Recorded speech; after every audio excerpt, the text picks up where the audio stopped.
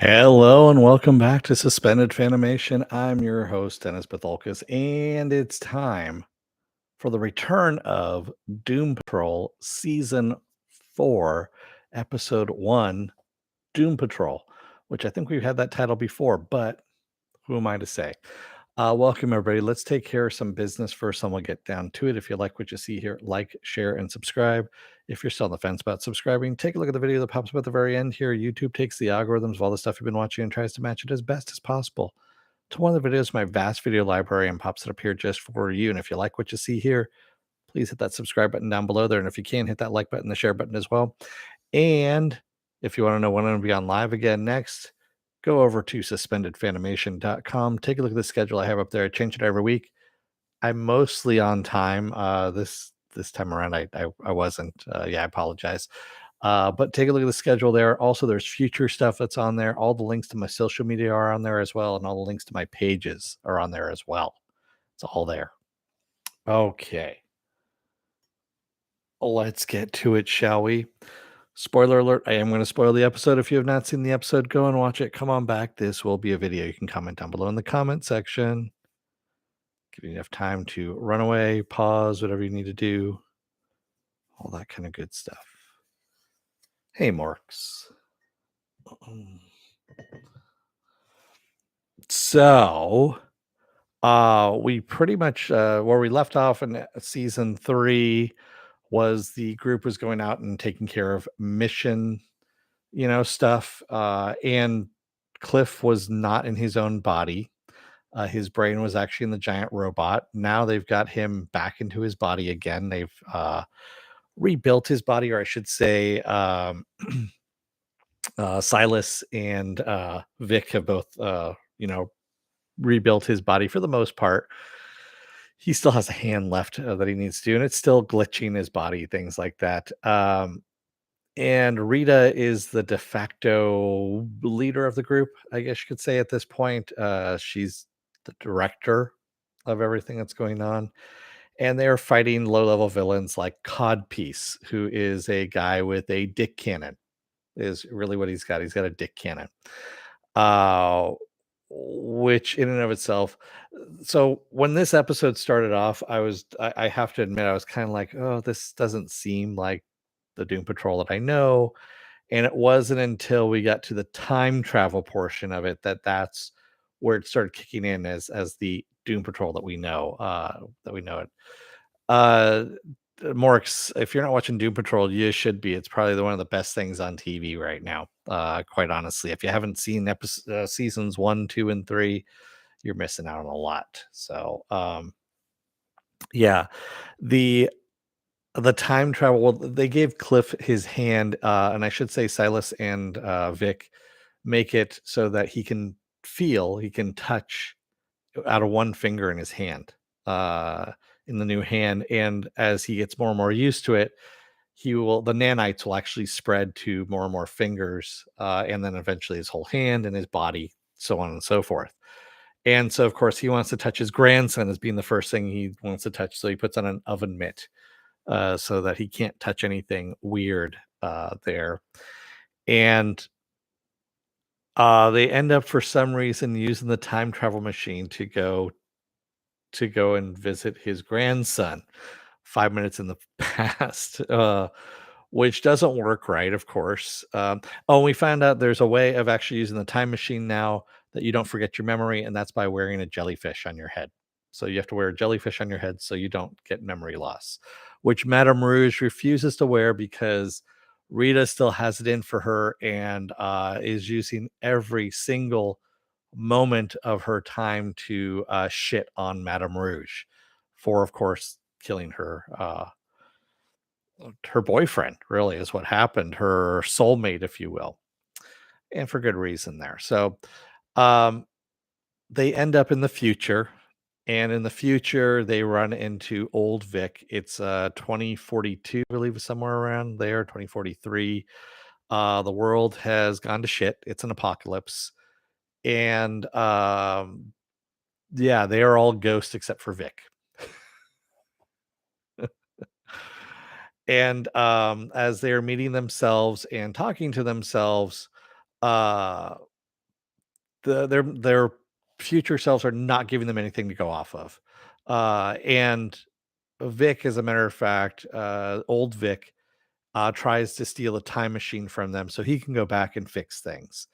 And of course, that doesn't work because they find out what's going on, and of course, they get a hold of him and or they beat him to the punch and get in there. They do find out though that the zombie butts are back. That's right, the zombie butts are back, and they're the reason for the apocalypse. So they have to find out what's going on with that and stop it, of course. And that is their mission now at this point, and not screw anything up. The only one that isn't there is Madame Rouge. Madame Rouge had moved out before the apocalypse had happened, so they don't know what happened to her.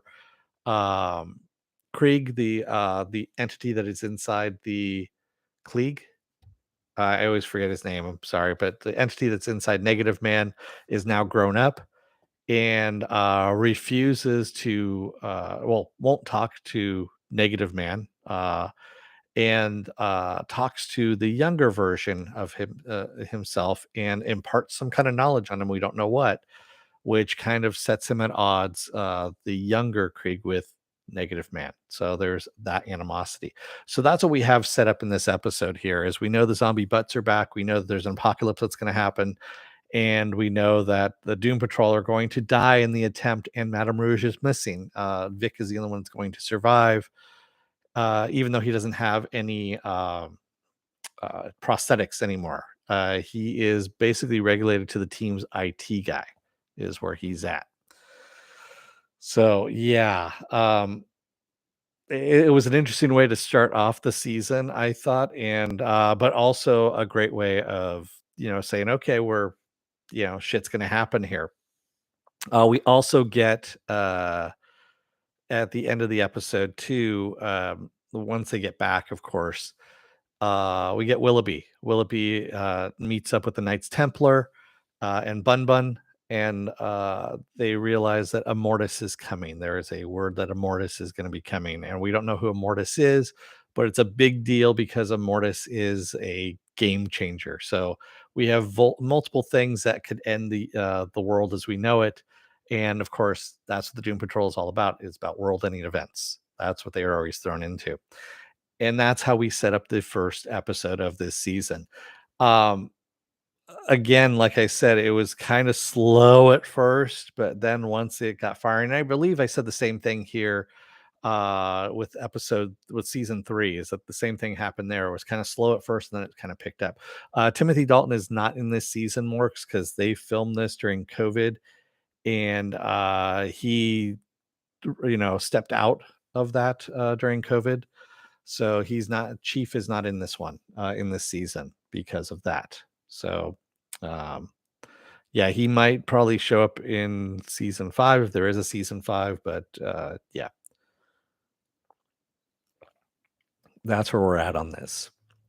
But there's going to be a whole host of, if you watch the trailer for it, the trailer kind of goes through the entire season of what's going to be coming up, and there's a lot of weird shit that's coming up. So yeah, I do like when Cliff is talking to himself, his ghost self, and he asks him if he's gets involved with the sex ghosts, and he goes, "Yeah, but mainly I just watch. I don't really interact, and it's interesting, kind of thing," which is pretty funny. Um, but yeah, that's where we're at with the first episode there. I am gonna do the second episode here right after this, probably around like 6:30ish here.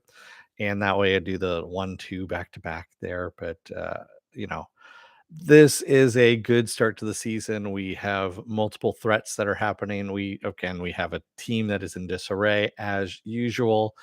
And yeah, it's business as usual for the Doom Patrol is where we're at. So, with that said, what else do I have going on for the rest of this week? Well, like I said, at 6:30, I'm going to do Doom Patrol episode 2. What's up with Jane? Oh, thank you very much, Penn. I forgot to mention Jane. So Jane, her whole thing, Dr. Harrison has taken over. Dr. H has taken over everything. And Jane is in the underground. She's basically taking a break. And no one can find Kay. No one knows where Kay is at. Um, yeah, Jane really doesn't care about what's going on at this point. Although she does at the end of the episode, she is this episode or the second episode? It's this episode, that's right. She does meet Kay at the very end there, who has been hiding and basically tells Jane that she needs to put the pieces together herself. And when Jane wakes up, she is out in the real world and has a bag of puzzle pieces that are all blank, which is really fucked up. Yeah, it's really, really, really fucked up. Um, CBM says an interesting introduction to them as heroes. Yes, this is an interesting introduction to them as heroes, and it's really not like the comics at all. The comics actually have them as a functioning group, whereas the show does not have them as a functional or functioning group, which I kind of think is more realistic in terms of what's going on here. Yeah, it's I like this a little bit better there.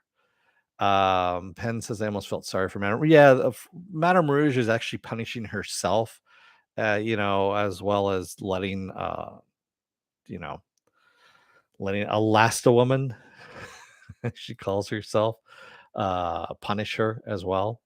Yeah. So Rita is beating the shit out of her. I mean, just literally beating the shit out of her, verbally, and then also just using her as bait when they go out on things like run around, be a distraction so that other people can do their job. And yeah, it's pretty messed up. It really is. Um, Mork says 4 seasons is still not a functioning group. They're not Morks. They never really have been a functional group. Um, that is not what Doom Patrol is about. Doom Patrol is about fractured people, and that just happen to have powers. Is really what it is.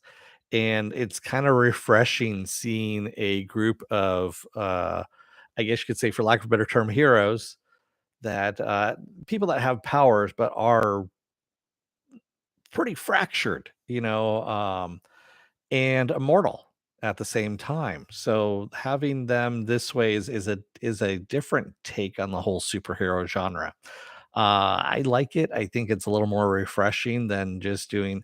I mean, it could go Titans. The Titans route is actually more depressing than anything else because that is supposed to be a functional group and they mostly have their shit together, yet they never talk to each other and they never form a cohesive group. That one's a little more disturbing just because they have more potential. Yes, Titans does suck. So Titans is supposed to be the functional group and they're not. Yes. Yeah, that one had much more potential to become the functional group, and it would have been a nice yin yang to each other, having Titans be the functional group and doing what they're supposed to be doing. They can have their arguments within the group, but that'd be great and fine. And then having Doom Patrol be the dysfunctional group of shattered people that are always mending themselves back together again and showing the I don't know, the psychological toll of being a superhero, with that never really fit in because that's what they are. They are heroes that don't fit in. They are heroes that have been manufactured by Chief and have been robbed of their lives, really, is what's going on there. So, and yes, I agree with you, CBM. Doom Patrol is more relatable. In so much as the characters dealing with problems in a more bombastic fashion, if you will. Yes, I pulled out bombastic. I know. Sue me for that one. So, what else do I have going on? Like I said, episode 2 I'm going to do here at 6:30. Sorry I'm late. It just shit gets away from me now at this point. And tomorrow is going to be another episode of Is It Worth My Time? And it's going to be the Netflix series Wednesday. So Wednesday is going to be on Tuesday. And then Wednesday, the day Wednesday, is going to be Willow. I'll take care of Willow on there. Thursday will be episode 3 of Doom Patrol. Friday, I'll be off. Saturday, I believe I'm off on Saturday as well. If you go over to suspendedfanimation.com, that's where the schedule's up. And yes, that's right. Doom Patrol, that's right. Saturday and Sunday I'll be off. And then Sunday will be the Sunday edition of Saturday Morning Blast Off, where I take the genre news of the week and any genre stuff you guys want to talk about, we talk about it. Yes. Bombastic. That's right. I said bombastic. I do have a vocabulary sometimes, if I remember correctly. And then I'll use it. So, with that said, I'm going to let you guys go for, what is it here, 20 minutes or so, 15 minutes, 15 minutes or so, 10 minutes or so. And until then, don't let the door hit your ass on the way out. Otherwise, you may end up, taking a little trip in the time travel machine and wind up really far in the future and realize the apocalypse is happening, that you're responsible for it, and you got to clean it up. And it's a pain in the ass all the way around. But, at least your name is not Shit McGee. Anyway, thanks everybody. I will see you again in about 10 minutes or so. Until then, don't let the door hit your ass on the way out. As I already said, wear those masks, get those vaccine shots, get the boosters as well. It doesn't work without the boosters, and stay safe out there. See you in about 10 minutes, everyone. Have a good one. See you in a few. Bye.